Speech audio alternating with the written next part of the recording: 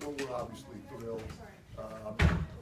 You know, the way we've maintained our motivation in spite of a lot of disappointment is by keeping focused on the present.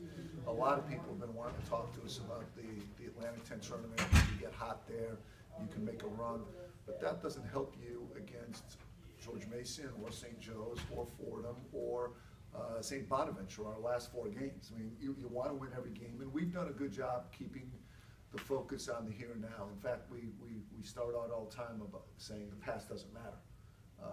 It's all about right now. And we want to have a good program. We want to beat good teams. We want to win games. We want to have a respectable record. We don't want to go into the A10 tournament and maybe get lucky. So I'm really pleased with today. We beat a terrific team in a place that's very hard to play. So you know, this win is about as good as it gets in the A10. I mean, it's as hard to win here as it is at VCU and at GW and at St. Louis and every other place. So to win here is a great thing for our kids and our program. John, they started the second half after you had the lead at halftime with a 6-0 run, but then you countered with a 9-0 run. Was that maybe one of the most significant parts of the game? Yeah, absolutely. Yeah, absolutely. And you know, we got a timeout and just calmed ourselves down a little bit, and our guys did a real nice job. John, you said after the last game that you were going to, if it came down to the final play, you were going to play zone, and there was no doubt in your mind. Did you mix some zone in throughout the game? Oh, yeah. We mixed up our defense a lot. Was that something? We mixed this up more than, it was part of not only the box and one, but we mixed them 4 guards and pressuring with 3 guards and being solid. They're so veteran and such a good passing team, and Kanasevich is so unusual that they're going to be comfortable and play great most of the time. And if you change your matchups, change the amount of pressure, change the type of defense, at least then they have to think. At least then they have to hesitate just a little bit.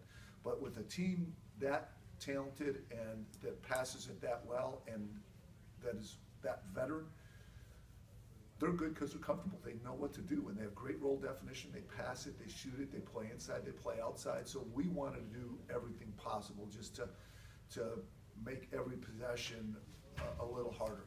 You know, pressure and switch. Don't switch and be big. You know, throw out the box and one and just not let them get into a rhythm, which is hard because I think that team is comfortable almost no matter what you do. But we did a good job today. John, if you play like this, I mean, is it like Tyreek says, you can basically play with anybody up there? We lost it. We're 3 stops away from being 10-6 and being on the bubble. People think you have a horrible team. People said, "Oh my God, what was the key last year? What did you do?" I said, "We went 7-1 in games that came down to the last play." It wasn't philosophical change. It was nothing. I mean, it's winning close games. If we won those 3 other games, we'd be 10 that came down to the last play. And then you throw in the Manhattan double overtime. That's 4 wins, so now you have 19 wins heading into the tournament. 1 more win, you have 20. The difference is tiny. I hate to, the less educated person watching thinks there's a gigantic difference between a 15-win and a 20-win team. It's a few plays. How much peace of mind do you have that you have a kid like Tyreek that can go to the line 10 times in the last 2 minutes and make them all? Well, it's still not easy. He can make them all, but there's been times that he hasn't. And that's because no one does it all the time, you know. But he's the guy we want. He's the guy we want. And unfortunately, he's human, and he's missed some free throws in some of those games. But it's only because he's human. That's the guy we want up there. Sometimes it's hard getting the ball to the guy you want, and you got it to him every single time. He deserves all the credit for that. He had a little bit of a tongue lashing, to put it mildly, after the Manhattan loss for that very reason. I think right now he understands how important it is to our team for him to have the ball, and he's the one who did a great job of that. John, this win was big for momentum going into the end of the weekend, like you said.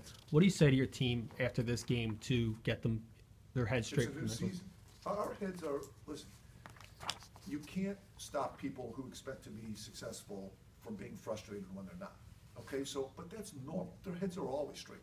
If they weren't frustrated, you know, then there would be something wrong with their heads. They've been appropriately frustrated all year. Our mental problems pale in our compared to our shooting woes. Our mental problems pale to the fact that, you know, we miss a great player that put everyone in their ideal roles. But mentally, these guys, they show up to work every single day. And the whole message is, again, the past doesn't matter. In fact, we separate the season, non-conference, conference, and postseason. The postseason is the most important and it's the shortest. But you see it every March. Someone's gonna, I mean, we're 500, but there's teams with losing records that are gonna make the NCAA tournaments, okay? There's teams with probably 10, 12, 13 wins right now that are gonna win their conference tournament. And I think we've had a slightly better season than that, but the point is, it's all new.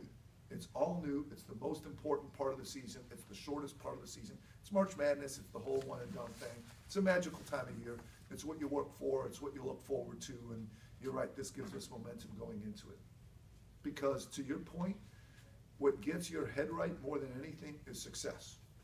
That's what gets your head right, making some free throws, making some shots, getting a big win on the road. That gets your head right a lot better than a coach's speech. And a couple games back, you talked about a lack of certain, personality traits or characteristics of your guys. We played much harder today. You- Our guys are unbelievably laid back. And right now, all our guys are the same. Sometimes it's good to have an intensely hyper guy like Ramon. He energizes people, and our leader last year was, as I said, energetic to the point of being hyper, and guys followed his lead. This year, our leader is unbelievably poised, never gets rattled, is the same every game, but now you have a bunch of other laid-back guys becoming more laid-back, following their leader. And again, it's just a chemistry thing. It's just chemistry. If you had a bunch of guys who played tight and a bunch of guys who were a little bit of hyper, getting some more poise would be perfect, but we took laid-back guys and made them even more laid-back. Anything else? Okay. Thanks, Coach.